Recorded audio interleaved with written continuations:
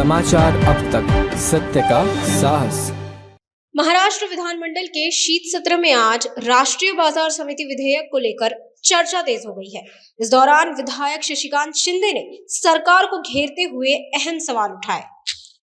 राज्य सरकारच्या वतीने पणन विभागाच्या वतीने राष्ट्रीय बाजार समितीचं बिल या ठिकाणी आणण्यात आलं होतं। खरं म्हणतात महाराष्ट्रामध्ये पहिल्यापासून असलेल्या बाजार समितीची व्याख्या बदलून आंतरराष्ट्रीय स्तराची बाजारपेठ अशा प्रकारचं एक नवीन बिल आणलेलं आहे। आमचं म्हणणं एवढंच होतं की महाराष्ट्रातल्या सर्व व्यापारी, शेतकरी, माथाडी या सगळ्या लोकांचा या असलेल्या बिलाला विरोध होता। पूर्वीची असलेली बाजार समितीची अवस्था मॉडेल ॲक्ट आणल्यानंतर हळूहळू त्या ठिकाणी ही अवस्था बिकट झाली होती। त्यात हे नवीन आणलेलं बिल आणल्यामुळे लोकांमध्ये महाराष्ट्रामध्ये नाराजगी होती।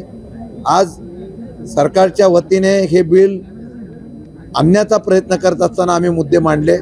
हे मुद्दे मांडत असताना पूर्वीच्या असलेल्या निवडणूक प्रक्रियेला जे व्यापारी प्रतिनिधी व्यापाऱ्यांमधून निवडणूक प्रक्रियेतून येत होते, माथाडी हमाल तिथून येत होते, त्याच ठिकाणी त्यांनी माथाडी हमाल रद्द केला। पण निवडणूक प्रक्रियेच्या ऐवजी नॉमिनेट बॉडी करण्याच्या बाबतीमधला निर्णय घेतलेला होता। आमचा विरोध एवढाच होता की कुठलाही कायदा करा पण राष्ट्रीय बाजार समिती करताना पूर्वीच्या बाजार समितीला धक्का लागू नये आणि त्याचबरोबर असलेल्या लोकांमधूनच निवडून देणारे प्रतिनिधी यावे, नॉमिनेट करू नये अशा प्रकारची आम्ही हरकत घेतली आहे।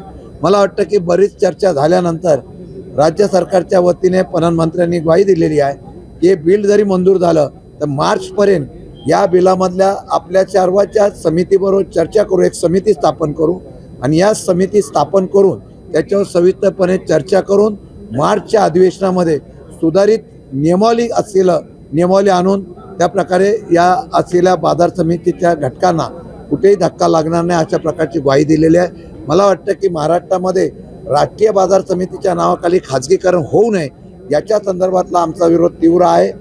मार्चमध्ये सरकार काय करतं याच्याकडे बघून हे आंदोलन भविष्य काळामध्ये आम्ही तीव्र करण्याची भूमिका निश्चितपणाने घेऊ। सर्व बाजार समित्या खाजगी